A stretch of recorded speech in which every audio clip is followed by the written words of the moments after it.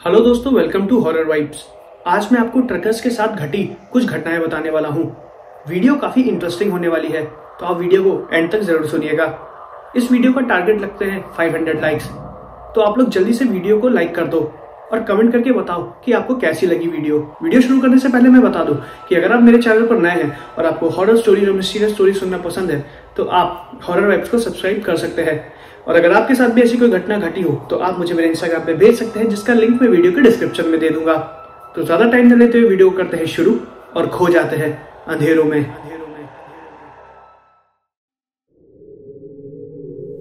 ये पहली घटना जो मैं आपको बताने वाला हूँ, ये घटी थी रूबिको के साथ। रूबिको एक ट्रक ड्राइवर था। उसके साथ उसका एक पार्टनर भी था। उसका नाम बॉसकॉन था। अब आगे की घटना मैं आपको रूबिको के पॉइंट ऑफ व्यू से बताऊंगा। मेरा नाम रूबिको है और ये घटना मेरे और मेरे पार्टनर बॉसकॉन के साथ घटी थी। ये घटना हमारे साथ 2007 में घटी थी। हम कैनेडियन फॉरेस्ट के पास बने एक हाईवे से निकल रहे थे। वैसे तो हम ज़्यादातर दिन में ही ड्राइव करते हैं, लेकिन हमको कुछ पुरानी लकड़ियों को लेके एक फैक्ट्री में देना था। वो कारखाना हमारे लोकेशन से बहुत ही ज़्यादा दूर था और हमें जल्द से जल्द वहाँ पे सारी लकड़ियों को पहुँचाना था, इसलिए हमको रात में जल्दी निकलना पड़ा। मैं ट्रक को चला रहा था। हमारी ट्रक में पीछे 2 ट्रेलर लगे हुए थे जो कि काफ़ी भारी थे। वो दोनों ट्रेलर लकड़ियों से खचाखच भरे हुए थे। हमको सारी लकड़ियों की डिलीवरी दिए गए जगह पर सुबह 6 बजे से पहले करनी थी। मैं ट्रक को चला रहा था और बॉसकॉन मेरे बगल में बैठा हुआ था। मैं थोड़ा सा बोर हो रहा था, इसलिए बॉसकॉन ने रेडियो पे थोड़ा सा म्यूजिक चला दिया। उस वक्त रेडियो पर एक पॉडकास्ट चल रहा था। वो पॉडकास्ट हम जैसे ट्रक ड्राइवर्स के लिए था। उस पॉडकास्ट में ये बता रहे थे कि अक्सर रात में हैवी ट्रक्स का कितना भयानक एक्सीडेंट होता है और वो प्रॉब्लम में फंस जाते हैं। उसमें यह भी बताया गया था कि गवर्नमेंट को हम लोगों की हेल्प करनी चाहिए। मुझे पॉडकास्ट सुने बस आधे घंटे ही हुए थे। उसके बाद मैं बोर होने लगा था और तभी मैंने दोबारा म्यूजिक चला दिया और म्यूजिक चलते हुए मैं अपनी ट्रक को चला रहा था। मेरा ट्रक थोड़ी स्पीड में था और हम हाईवे के बीच में करीब 50 किलोमीटर तक आगे आ गए थे। कुछ किलोमीटर आगे चलने के बाद हम हाईवे के उस हिस्से में पहुंच गए थे जहां पर बहुत ही ज़्यादा अंधेरा था।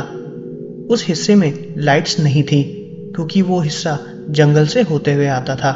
मैं धीरे धीरे ट्रक को चला रहा था क्योंकि अंधेरे पे अक्सर जानवर हाईवे पे आ जाते हैं। जब मैं ट्रक को धीरे धीरे चला रहा था तो मैंने देखा कि एक कार पेड़ से लड़ी हुई है और उसके इंजन के साइड से धुआं निकल रहा है। मैंने तुरंत ट्रक को रोकने की कोशिश की। हालांकि ट्रक काफ़ी स्पीड में था और भारी था, इसलिए उसको रुकने में थोड़ा टाइम लगा। ट्रक के रुकते ही बॉसकॉन तुरंत ट्रक से नीचे उतरा और जाके कार में देखने लगा। उसको कार में कोई भी नहीं दिखा, वहां पर कोई भी नहीं था। उसके बाद मैं भी ट्रक से नीचे उतरा और बॉसकॉन के साथ कार के चारों तरफ ढूंढा, लेकिन वहां पर कोई भी नहीं था। उस कार को देख के लग रहा था कि उसके एक्सीडेंट को ज़्यादा टाइम नहीं हुआ था। बॉसकॉन और मुझको कुछ समझ में नहीं आ रहा था। हमने वहां पर दूर दूर देखने की कोशिश भी की, लेकिन वहां पर हमें कोई भी नहीं मिला। वो पूरी रोड और पूरा हाईवे खाली था। कार के ड्राइवर का भी कुछ भी पता नहीं चल रहा था। हमको लेट हो रहा था क्योंकि हमको अपनी डिलीवरी टाइम पर करनी थी। बॉसकॉन ने तुरंत पुलिस को कॉल किया और उनको सारी जानकारी भी दे दी और फिर हम लोग वहां से निकल गए। हमने पुलिस वालों को अपने ट्रक का नंबर भी दे दिया और अपना नाम भी बता दिया। हमने उनको ये भी बताया कि अगर उनको हमसे कोई भी जानकारी लेनी हो तो वो हमें कॉल कर सकते हैं। इतना इन्फॉर्मेशन देने के बाद हम लोग वहां से निकल गए। हम वहां से थोड़ा और आगे गए और हमने देखा कि हाईवे के साइड में 2 लोग धीरे धीरे चल रहे हैं। वो एक औरत और आदमी थे। वो दोनों लोग लंगड़ा के चल रहे थे। उनके कपड़ों को देख के लग रहा था कि वो किसी शादी से आ रहे हैं। उन्होंने काफी अच्छे कपड़े पहने हुए थे। हम दोनों को कुछ भी समझ में नहीं आ रहा था। आमतौर पर हाईवे के इस हिस्से में हमें कभी भी कोई इंसान चलते हुए नहीं दिखा है क्योंकि इस हिस्से में बहुत ही ज़्यादा अंधेरा होता है। यहाँ पर कोई भी नहीं रुकता है। मैंने बॉसकॉन से बोला कि हमें उतर के देखना चाहिए, शायद उन लोगों को हमारी किसी मदद की ज़रूरत हो। बॉसकॉन ने उन लोगों को लंगड़ाते हुए देखा और उसने बोला कि शायद हमें उनकी मदद करनी चाहिए। बॉसकॉन की बात मान के मैंने ट्रक को रोकने की कोशिश की। ट्रक थोड़ी सी स्पीड में था और मैं जिस ट्रक में था उसमें 2 हैवी ट्रेलर्स थे जो लकड़ियों से खचाखच भरे हुए थे। ट्रक को रुकने में थोड़ा सा टाइम लगा। जहां पर वो औरत और आदमी थे, हमारा ट्रक उनसे करीब 20 से 25 मीटर आगे जाके रुका। हम जिस जगह पर थे उस जगह पर काफी ज्यादा अंधेरा था। हम दोनों को अभी भी समझ में नहीं आ रहा था कि वो लोग इतनी रात में आखिर इस अंधेरे में क्या कर रहे हैं और कहाँ जा रहे हैं। वो लोग धीरे धीरे हमारे ट्रक की तरफ आ रहे थे और हम ट्रक में ही बैठे हुए थे। मैंने बॉसकॉन से बोला कि हमें शायद अपना फर्स्ट एड बॉक्स निकाल लेना चाहिए। बॉसकॉन फर्स्ट एड बॉक्स को ढूंढ रहा था लेकिन वो नहीं मिला। बॉसकॉन ने बोला कि शायद हम लोग फर्स्ट एड बॉक्स भूल गए हैं। मैं उससे फर्स्ट एड बॉक्स के बारे में बात कर ही रहा था, इतने में वो दोनों औरत और आदमी हमारे ट्रक को क्रॉस करके आगे चले गए। ऐसा लग रहा था कि उन दोनों ने हमारे ट्रक को देखा ही ना हो। मैंने उनको आवाज दी लेकिन वो लोग नहीं रुके। शायद वो हमारी आवाज सुन नहीं पाए। मैंने उनको दोबारा बुलाया लेकिन उन्होंने शायद दोबारा मेरी आवाज को नहीं सुना और चुपचाप बस आगे चलते जा रहे थे। वो लोग रुक भी नहीं रहे थे और सीधे जा रहे थे। मैंने फिर ट्रक के हॉर्न को बजाया। वहां पर बहुत ही ज्यादा अंधेरा था और बहुत ही ज्यादा शांति थी। मेरे ट्रक की लाइट की वजह से हमें पूरी हाईवे साफ साफ दिखाई दे रही थी। उस ट्रक का हॉर्न उस रात में हाईवे पर इतनी तेज गूंज रहा था और वो आवाज मैंने आज तक नहीं सुनी थी। ट्रक के हॉर्न की आवाज सुनते ही वो लोग अचानक से रुक गए। ट्रक के हॉर्न की आवाज वहां पर बहुत जोर से इको कर रही थी। ट्रक के हॉर्न की आवाज सुन के वो दोनों औरत और आदमी तुरंत वहीं पर रुक गए लेकिन पीछे नहीं मुड़े। मैं और बॉसकॉन ट्रक में ही बैठ के उन लोगों को देख रहे थे लेकिन उन लोगों ने कोई भी रिएक्शन नहीं दिया। हम दोनों को वो औरत और आदमी बहुत अजीब लग रहे थे। मैंने बॉसकॉन से बोला कि जाओ उनसे बात करो, शायद उनको हमारी मदद की जरूरत हो। तब बॉसकॉन ने मुझको मना किया। उसने मुझसे बोला कि उसको वो लोग बहुत अजीब लग रहे हैं और उसको डर लग रहा है। उसने मुझको ये भी बोला कि हमको शायद यहाँ से चलना चाहिए लेकिन मैंने उसकी बात नहीं मानी। फिर उसने मुझसे बोला कि वो नीचे नहीं उतरेगा। उसने मुझसे बोला कि मैं जाके उनको देख के आऊं। तभी बॉसकॉन ने मुझसे बोला कि हम बिना वजह के चक्कर में नहीं पड़ते हैं। अगर उनको हमारी मदद की जरूरत होती तो वो लोग हमसे खुद ही मदद मांग लेते। उसने ये भी बोला कि जल्दी चलो क्योंकि हमको सारा लकड़ियों का सामान जल्दी डिलीवर करना है। मुझको उसकी बात ठीक लगी। हम इतनी देर से बैठ के ट्रक में बात कर रहे थे लेकिन वो दोनों औरत और आदमी अपनी जगह से हिले तक नहीं। उसके बाद मैंने ट्रक को थोड़ा सा आगे बढ़ाया और उनके पास आगे लेके चला गया। मैंने ट्रक उनके पास जाके रोका और मैंने अपने ट्रक के दरवाजे के शीशे को नीचे किया और उनसे पूछा कि आपको किसी तरह की मदद चाहिए क्या। उन दोनों लोगों ने मेरे सवाल का जवाब ही नहीं दिया और वो दोनों बस आगे की तरफ ही देख रहे थे। मैंने दोबारा पूछा कि आप लोगों को किसी तरह की मदद चाहिए क्या। उन दोनों लोगों ने शांति से मेरी तरफ देखा। उन दोनों आदमी और औरत की आंखें काफी बड़ी थी या फिर उन दोनों लोगों ने अपनी आंखों को बहुत ही ज्यादा खोल रखा था। ऐसा लग रहा था कि उनकी आंखें अगर थोड़ी देर और खुली रही तो वो उनके चेहरे से बाहर गिर जाएंगी। मैंने उनको देखा और उनको देख के बहुत ही ज्यादा डर गया था। उन दोनों लोगों ने काफी अच्छे कपड़े पहने हुए थे। ऐसा लग रहा था कि वो लोग किसी शादी से आ रहे हैं। वो दोनों लोग मुझको देख के जोर जोर से चिल्लाने लगे। मैं उनकी आवाज सुन के बहुत ही ज्यादा डर गया था। वो दोनों लोग इंसान तो नहीं लग रहे थे। ऐसा लग रहा था कि उनके शरीर के अंदर कोई भूत घुस गया हो। बॉसकॉन ने भी ये सब देखा और वो भी चिल्लाने लगा। उसने तुरंत मुझसे बोला कि ट्रक को भगाओ। वो इतनी तेज चिल्ला के बोला कि मैं भी डर गया। ट्रक की ड्राइविंग सीट उनसे काफी ऊंची थी। वो लोग मुझे पकड़ने की कोशिश भी कर रहे थे लेकिन मैं उनके हाथ नहीं आया। मैंने तुरंत दरवाजे के शीशे को बंद किया और ट्रक को जोर से भगाने लगा। जैसा कि मैंने पहले बताया कि ट्रक 2 ट्रेलर वाला काफी भारी ट्रक था, इसलिए उसको स्पीड पकड़ने में थोड़ा सा टाइम लग गया। ट्रक धीरे धीरे पिकअप लेके आगे बढ़ रहा था और वो लोग काफी जोर से चिल्ला रहे थे। कुछ देर पहले तो वो दोनों काफी लंगड़ा के चल रहे थे लेकिन फिर वो लोग ट्रक के पीछे भागने लगे। मैंने फिर ठीक से उनके कपड़ों को देखा। उनके कपड़ों पे खून लगा हुआ था। वो लोग हमारे ट्रक के पीछे लगातार भाग रहे थे। वो औरत थोड़ा सा पीछे छूट गई लेकिन वो आदमी लगातार ट्रक के पीछे भाग रहा था। उसने ट्रक के पिछले हिस्से को पकड़ने की कोशिश भी करी और ट्रक के ऊपर चढ़ने की कोशिश कर रहा था, लेकिन कुछ देर बाद वो भी नीचे गिर गया। बॉस्कॉन बहुत ज़्यादा डर गया था और ट्रक जैसे ही थोड़ी स्पीड में आई, मैंने ट्रक को तीसरे गियर में डाला और उसके बाद चौथे गियर में। उसके बाद मैंने ट्रक को बिल्कुल नहीं रोका और वो लोग पीछे कहाँ छूट गए हमें पता भी नहीं चला। वो लोग काफ़ी देर तक हमें दिखाई भी नहीं दिए। हम दोनों ट्रक में ही बैठे हुए थे और हमारी ट्रक काफ़ी ज़्यादा स्पीड में थी। बॉस्कॉन के पूरे शरीर से पसीना निकल रहा था और मेरे हाथों से भी पसीना निकल रहा था, जिसकी वजह से स्टीयरिंग गीला हो गया था। मैं ट्रक को रोकने की कोशिश भी नहीं कर रहा था, मैं बस ट्रक को लगातार भगाए जा रहा था। मेरे अंदर ये डर था कि वो लोग अगर हमारे पीछे आते तो हमें मार देते। वो लोग कौन थे हमको नहीं पता और फिर हमने ट्रक डायरेक्ट उसी लोकेशन पे रोकी जहाँ पर हमें उन लकड़ियों की डिलीवरी करनी थी। हमने अपना ट्रक वहीं पर खड़ा किया और सारा सामान अनलोड हो रहा था। मैं और बॉस्कॉन ट्रक में ही बैठे हुए थे और कॉफ़ी पी रहे थे और कल रात की घटना के बारे में बात कर रहे थे। तभी बॉस्कॉन के मोबाइल पर एक फ़ोन आया। वो एक अननोन नंबर था। उसने तुरंत फ़ोन उठाया और वो एक पुलिस ऑफिसर का नंबर था। उसने बॉस्कॉन से बात की और उससे ट्रक के बारे में सारी जानकारी पूछी और हमसे हमारा नाम भी कंफर्म किया। तब बॉस्कॉन ने उसको सारी चीज़ें बताई।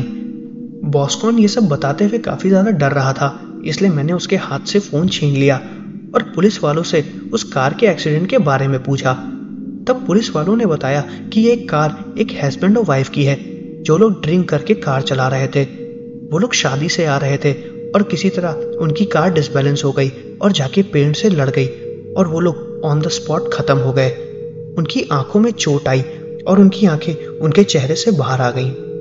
जब उन्होंने ये बातें बताई तो हम बहुत ज़्यादा डर गए थे और मैं तो बहुत ही ज़्यादा शॉक्ड हो गया था। उन्होंने ये भी बताया कि उस आदमी और औरत किसी पार्टी से आ रहे थे और उन्होंने जिस तरीके के कपड़े पहने हुए थे, सेम कपड़े उन दोनों आदमी और औरत ने भी पहने हुए थे जो हमारे पीछे हमें मारने के लिए भागे थे। उस पुलिस वाले की बात सुन के हम बहुत ही ज़्यादा डर गए थे।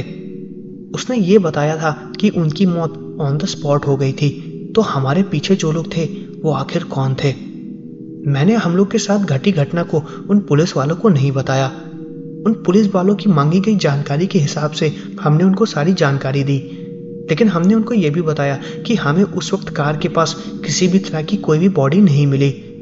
पुलिस वालों को हम पे थोड़ा डाउट होने लगा और उन्होंने हमसे बोला कि हम शहर को छोड़ के ना जाएं और जल्द से जल्द उनके पुलिस स्टेशन पर रिपोर्ट करें। उसके बाद हम उस ऑफिसर की बताई हुई जगह पर भी गए और उनको सारी डिटेल दी, लेकिन मैंने और बॉस्कॉन ने पहले ही डिसाइड कर लिया था कि हम हमारे साथ घटी इस घटना को किसी को भी नहीं बताएंगे, वरना लोग हमारे ऊपर और शक करने लगेंगे। हमने इसके बारे में किसी को भी नहीं बताया और पुलिस वालों ने उसके बाद हमारा नंबर लिया और हमारी सारी डिटेल ली। उसके बाद उन्होंने हम लोगों को 1-2 बार पूछताछ के लिए बुलाया और फिर केस को क्लोज कर दिया। ये घटना जो मेरे और बॉस्कॉन के साथ घटी थी, ये हमारे जीवन की सबसे खतरनाक घटना थी और हम इसको कभी नहीं भूल पाएंगे। तो ये थी पहली घटना। अब मैं आपको ट्रकर्स की दूसरी घटना बताने वाला हूँ। ये घटना घटी थी रॉबिन के साथ और अब आगे की घटना मैं आपको रॉबिन के पॉइंट ऑफ व्यू से बताऊंगा। मैं करीब 25 साल की उम्र से ट्रक चला रहा हूँ। ज़्यादातर डिलीवरी मैं रात में ही करता था, क्योंकि ज़्यादातर ट्रक ड्राइवर्स रात में ही अपना काम करते थे, क्योंकि रात में ट्रक का काम काफ़ी ज़्यादा होता था। 25 साल की उम्र से ही मैंने बहुत सी जगहों पर ट्रक चलाया है। अलग अलग कंपनीज़ के लिए मैंने काम भी किया है। मैंने अलग अलग तरीके के हैवी व्हीकल्स भी चलाए हैं। मैं अपना काम हमेशा सही समय पे करता हूँ और सारी डिलीवरीज एकदम सही टाइम पे करता था। मेरा काम लोगों को काफ़ी ज़्यादा पसंद आता था, क्योंकि मैं अपना पिकअप और अपनी डिलीवरी एकदम टाइम पे करता था। मैं सारा सामान एकदम सही सलामत पहुँचाता था। आज तक मेरे किसी भी कस्टमर का कोई भी सामान ख़राब नहीं हुआ है या फिर चोरी या डैमेज नहीं हुआ है। एक बार मैं जिस डेस्टिनेशन पर डिलीवरी करने जा रहा था, वहाँ पर जाने के 2 रास्ते थे। एक रास्ता जंगल से होके जाता था और दूसरा रास्ता एक छोटे से डेजर्ट के एरिया से। जंगल का रास्ता काफ़ी ख़राब था, इसलिए सारे ट्रक ड्राइवर्स डेजर्ट के एरिया से ही जाते थे और मैं भी वहीं से जा रहा था। वो एरिया थोड़ा साफ और क्लियर भी था और वहाँ के हाईवे जंगल के हाईवे से थोड़े चौड़े भी थे। वहाँ पर ट्रक चलाने में काफ़ी ज़्यादा आसानी हो रही थी। इस बार मैं जिस चीज़ को डिलीवर कर रहा था वो कुछ एंटिक मूर्तियाँ थीं और अलग अलग चीज़ों की बनी हुई थी। उनमें कुछ कांच के भी सामान थे। सामान ट्रक में लोड हो चुका था और मैं अपने रास्ते निकल चुका था। जैसा कि मैंने बताया कि वो हाईवे बहुत ही ज़्यादा बड़ा था, इसलिए मैं ट्रक को काफ़ी ज़्यादा तेज़ी से चला रहा था क्योंकि मुझे जल्द से जल्द सारा सामान डिलीवर भी करना था। वो हाईवे बहुत ही ज़्यादा सुनसान था। मेरी एक आदत थी कि मैं ट्रक को कभी भी बीच में नहीं रोकता था। मैं ट्रक को हमेशा डिलीवरी पॉइंट पर ही ले जाके रोकता था। मैं ट्रक चला रहा था और उसमें हल्का सा म्यूज़िक बज रहा था। मैं म्यूज़िक सुनते हुए पानी पी रहा था और अपनी ट्रिप को एंजॉय कर रहा था। तभी मैंने देखा कि पीछे से एक बहुत ही छोटा सा मिनी ट्रक बहुत तेज़ी में मुझे टेक ओवर करके आगे निकल गया। वो इतनी तेज़ी से आगे निकल के गया कि अगर हल्का सा भी डिसबैलेंस होता तो एक्सीडेंट हो जाता। मुझे पता नहीं वो कौन था और मैं उसे पकड़ना भी नहीं चाह रहा था क्योंकि मेरे पास काफ़ी इम्पोर्टेंट सामान रखे हुए थे। वो जो भी था बहुत ही ज़्यादा रैश ड्राइविंग कर रहा था। वो मेरे आगे ही चल रहा था और मैं भी उसके पीछे ट्रक को चला रहा था। देखते ही देखते उसने अपनी ट्रक की स्पीड बहुत तेज़ कर ली और वो मेरे सामने से गायब हो गया। वो फिर काफ़ी देर तक मुझे नहीं दिखा और मैंने भी फिर इस चीज़ का कोई ध्यान नहीं दिया। मैं चुपचाप अपने ट्रक को चला रहा था। करीब 20 मिनट बाद जब मैं थोड़ा सा और आगे पहुंचा तो मैंने देखा कि वो ट्रक हाईवे से नीचे उतरा हुआ है और साइड में खड़ा है। उसके आगे एक औरत खड़ी थी जो कि लिफ्ट मांग रही थी।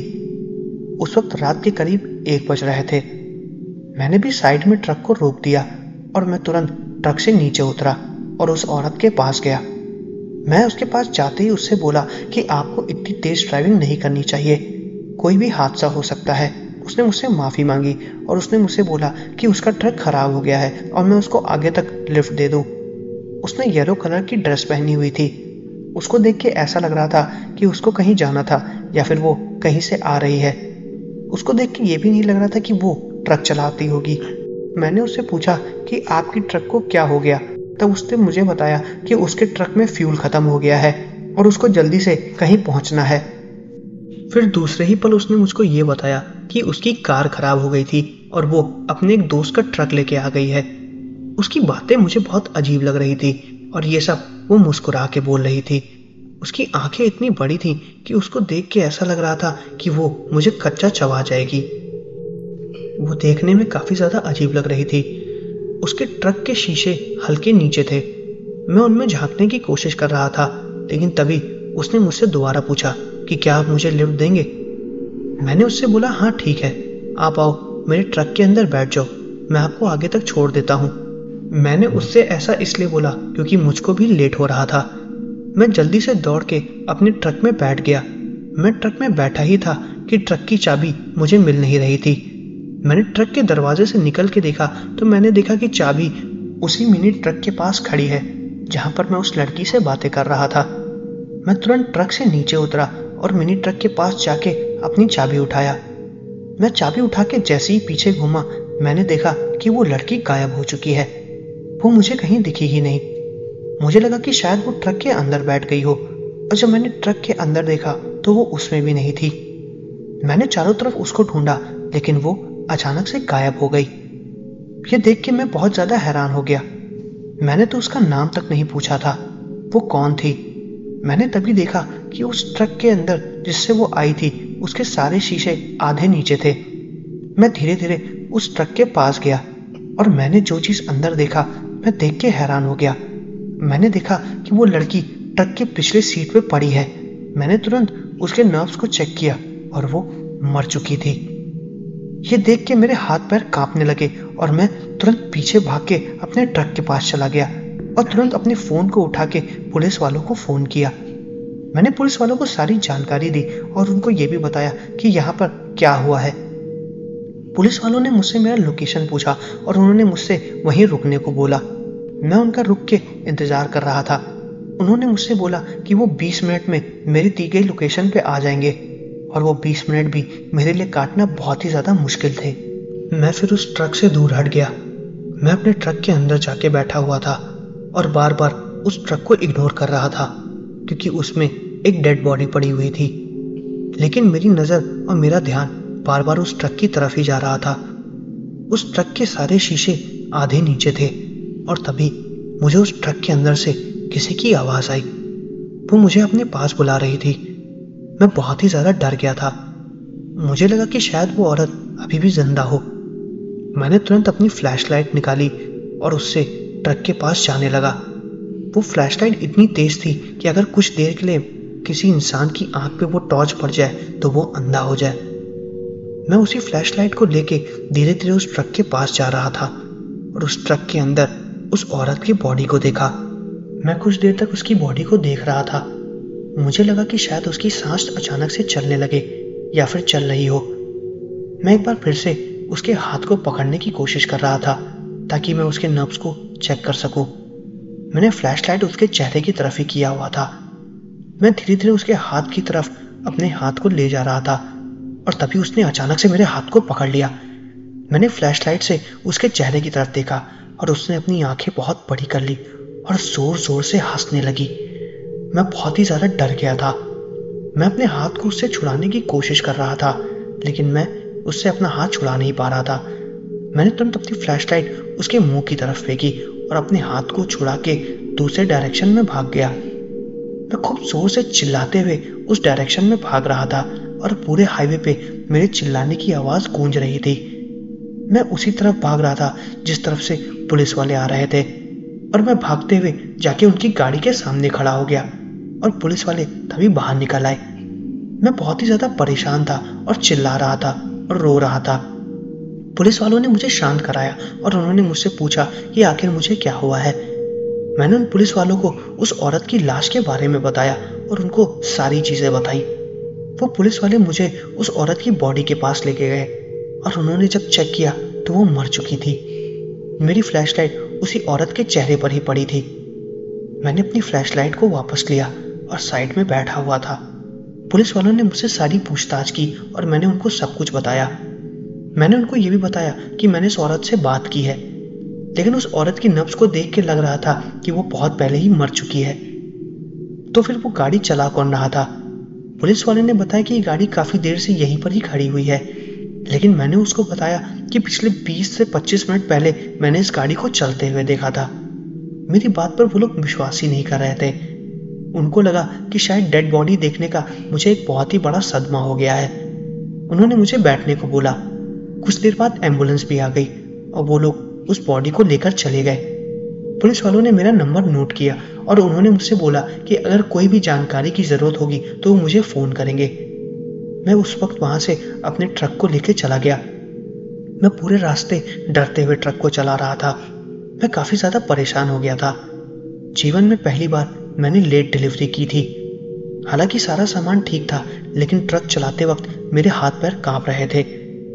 मैंने सारे सामान को डिलीवर किया और पूरी रात उसी के बारे में सोचता रहा। यह घटना मेरे जीवन की सबसे भयानक घटना थी और मैं इसके बारे में जिसको भी बताता हूँ कोई भी मुझ पर विश्वास नहीं करता है, लेकिन ये सच थी और मैं इस घटना को कभी भूल नहीं पाऊंगा। ये थी दूसरी घटना। अब मैं आपको तीसरी घटना बताने वाला हूँ। ये तीसरी घटना जिसके साथ घटी थी उसका नाम डेविन था और अब आगे की घटना मैं आपको डेविन के पॉइंट ऑफ व्यू से बताऊंगा। मेरा नाम डेविन है और मैं काफ़ी सालों से ट्रकर हूँ। मैं ट्रक्स चलाता हूँ। मेरे साथ मेरी एक डॉगी वो भी रहती है। उसका नाम लॉटी था। मैं जहाँ पर भी जाता था मैं अलग अलग कंपनीज के लिए काम करता था। लॉटी हमेशा मेरे साथ ही रहती थी। मैं अक्सर अलग अलग कंपनीज के लिए अलग अलग डिलीवरीज करता था। मेरे लाइफ का ज़्यादातर टाइम ट्रक के अंदर ही गुजरा था। जैसा कि मैंने बताया कि मैं अपने कंपनी के ऑर्डर के हिसाब से काम करता था। इस बार मुझको एक पुराने घर के कुछ सामान को डिलीवर करना था। वो घर काफ़ी ज़्यादा पुराना हो चुका था और उसके सामान भी काफ़ी ज़्यादा पुराने थे। मुझे कहीं जाके उसको डिलीवर करना था लेकिन उसका एड्रेस मुझे फ़ोन पे बाद में मिलने वाला था। मैं उस सामान को डिलीवर करने की मूड में नहीं था क्योंकि 3 दिन पहले ही मैं लगातार ड्राइव करके आया हूँ। मैं पिछले 10 घंटे से सोया नहीं हूँ और 5 घंटे से मैंने तो कुछ खाया भी नहीं है। मैं बहुत ही ज़्यादा थका था। मैंने अपने सीनियर से बोला कि मैं इस बार डिलीवरी नहीं कर सकता हूँ। उन्होंने मुझसे बोला कि और कोई ट्रक इस वक्त अवेलेबल नहीं है और सामान को जल्द से जल्द एक गोदाम में डिलीवर करना है। उन्होंने मुझसे ये भी बोला कि वो मुझे इसके लिए एक्स्ट्रा पेमेंट भी देंगे। जब तक सामान ट्रक में लोड हो रहा था, मैं कुछ देर बैठ के कॉफ़ी पी रहा था। लॉटी भी मेरे साथ ही बैठी हुई थी। उस घर का सामान धीरे धीरे ट्रक के अंदर लोड हो रहा था। कुछ देर बाद एक पुरानी अलमारी भी उस ट्रक में लोड हो रही थी। वो अलमारी देखने में काफी सालों पुरानी लग रही थी। लॉटी उस अलमारी को देख के भौंकने लगी। अचानक से वो क्यों भौंक रही थी मुझे समझ में नहीं आ रहा था। उसका ये बर्ताव मैंने पहली बार देखा था। उस वक्त शाम के करीब 8 बज रहे थे और सब कुछ एकदम शांत था। मुझे बस उस सामान को एक जगह से दूसरी जगह ले जाना था। वहां पर कुछ लोग थे जो सामान को तुरंत अनलोड कर लेते और मुझे इसके अच्छे पैसे भी मिल जाते। ये काम मात्र 2 घंटे का था जिसकी मुझे अलग से पेमेंट भी मिल रही थी, इसलिए मैं इस काम के लिए तैयार हो गया था। सारा सामान लोड होने के बाद मैं ट्रक लेके निकल गया। लॉटी भी ट्रक में बैठी हुई थी, लेकिन वो ट्रक के पीछे के हिस्से की तरफ देख के लगातार भौंक रही थी। मुझको समझ में नहीं आ रहा था कि आखिर वो ऐसा क्यों कर रही है। मेरी ड्राइविंग सीट के पीछे एक छोटी सी खिड़की बनी हुई थी जिससे पीछे के कंटेनर के अंदर का हिस्सा पूरा साफ साफ नजर आता था। लॉटी उसी खिड़की को देख के लगातार भौंक रही थी। मैंने उसको शांत कराया, लेकिन वो शांत ही नहीं हो रही थी। करीब 20 किलोमीटर की ड्राइविंग के बाद कुछ देर के लिए मैंने अपने ट्रक को रोक दिया। मुझे लगा कि शायद लॉटी को टॉयलेट लगी हुई है या फिर उसको कुछ खाना है। ट्रक रोकने के बाद मैं ट्रक से नीचे उतरा और लॉटी को पीने के लिए पानी दिया, लेकिन वो लगातार बस ट्रक के कंटेनर को देख के भौंक रही थी। मैं काफ़ी ज़्यादा थका हुआ था, इसलिए मैंने उसको डांटा। मैंने दोबारा उसको ट्रक में बैठाया और ट्रक को चलाने लगा। मैं चुपचाप ट्रक चला रहा था और सामने की तरफ देख रहा था। मुझे बहुत जोर से प्यास लग रही थी। मैं पानी पी रहा था। मैंने जैसे ही पानी की एक घूंट पी, मुझे मेरी सीट के पीछे बनी खिड़की से आवाज़ आई, ट्रक धीमे चलाओ। इस आवाज़ को सुन के मैं एकदम चौंक गया। मैंने ट्रक को वहीं साइड पे ही खड़ा कर दिया और ट्रक के पीछे वाले हिस्से में देखने लगा। वहां पर कुछ भी नहीं था। वो आवाज़ कहाँ से आई मुझे कुछ भी नहीं पता चला। मुझे ऐसा लग रहा था कि शायद बहुत दिनों से मैं सोया नहीं हूँ, इसलिए मुझे हेलुसिनेशन हो रहा है। मैं दोबारा ट्रक को चलाने लगा और करीब 5 मिनट बाद मुझे ट्रक के पीछे के हिस्से से किसी के हंसने की आवाज़ आई। वो आवाज़ किसी औरत की लग रही थी। मैंने ट्रक को फिर से साइड में रोक दिया और अपनी सीट के नीचे से फ्लैशलाइट निकाल के ट्रक के पीछे के हिस्से को दोबारा देखने लगा। वहां पर कोई भी नहीं था। मुझे बस इस सामान को जल्दी से जल्दी डिलीवर करना था, उसके बाद मैं सो लूंगा। मेरे दिमाग में यही चल रहा था क्योंकि मैं बहुत ही ज़्यादा थका हुआ था। मैं दोबारा ट्रक को चलाने लगा और जल्दी से जल्दी सामान को डिलीवरी करने के लिए जाने लगा। मेरे फ़ोन पे जहाँ पर इस सामान को डिलीवर करना था उसका एड्रेस भी मैसेज हो चुका था। मैं वहीं पर ही जा रहा था। तभी मुझे ट्रक के पीछे के कंटेनर से कोई चीज़ गिरने की आवाज़ आई। मैंने तुरंत ट्रक को रोक दिया और नीचे उतर गया। लॉटी भी मेरे साथ ट्रक के नीचे उतर गई। मुझको लगा कि शायद कोई सामान गिर गया हो। सामान गिरने का कोई भी चांस नहीं था क्योंकि सामान को अच्छे से रखा गया था और उसको ठीक से बांधा गया था। मेरे मन में आ रहा था कि शायद एक बार मैं ट्रक के कंटेनर को खोल के सामान को चेक कर लूं। मैं नीचे उतर के ट्रक के पिछले हिस्से पे जा रहा था। तभी मुझको अचानक से ट्रक के अंदर से किसी के जोर जोर से खटखटाने की आवाज़ आने लगी। वो आवाज़ बहुत तेज आ रही थी। वो आवाज़ सुन के मैं बहुत ज़्यादा डर गया था। लॉटी भी फिर उस कंटेनर को देख के भौंकने लगी। ये बहुत अजीब बात थी क्योंकि जब उस ट्रक का सामान लोड हो रहा था तो अंदर कोई भी नहीं था। कोई भी अंदर नहीं फंस सकता था, इसका कोई चांस ही नहीं था। मैं उस पूरे हाईवे पे अकेला था और ट्रक में से वो आवाज़ बहुत तेज आ रही थी। फिर वो खटखटाने की आवाज़ बंद हो गई और सब कुछ एकदम शांत हो गया। काफ़ी देर तक कोई भी आवाज़ नहीं आई। फिर मैंने उस ट्रक के कंटेनर में कान लगाया और अंदर की आवाज़ को सुनने की कोशिश की। मुझको किसी के गाने गुनगुनाने की आवाज़ आ रही थी। ऐसा लग रहा था कि अंदर कोई गाना गा रहा हो। मैं बहुत ज़्यादा डर गया था और फिर वो आवाज़ भी शांत हो गई। मैं ट्रक के बाहर ही था। मेरा मन कर रहा था कि मैं ट्रक के कंटेनर को खोल के चेक करूं, लेकिन मेरी हिम्मत ही नहीं हो रही थी। लॉटी भी भौंकना बंद कर चुकी थी। शायद वो भी बहुत ज़्यादा डर गई थी। कुछ देर तक मैं वहीं पर खड़ा रहा, फिर मैंने हिम्मत की। मैं दोबारा ट्रक के अंदर बैठा और ट्रक को लगातार चला के उसी डेस्टिनेशन की तरफ जा रहा था जहाँ का मुझे मैसेज आया था। ट्रक चलाते वक्त मुझे बीच में कई बार किसी लड़की के हंसने की आवाज़ आई और ऐसा लग रहा था कि ट्रक के पीछे के कंटेनर में कोई बहुत ज़ोर ज़ोर से कूद रहा हो।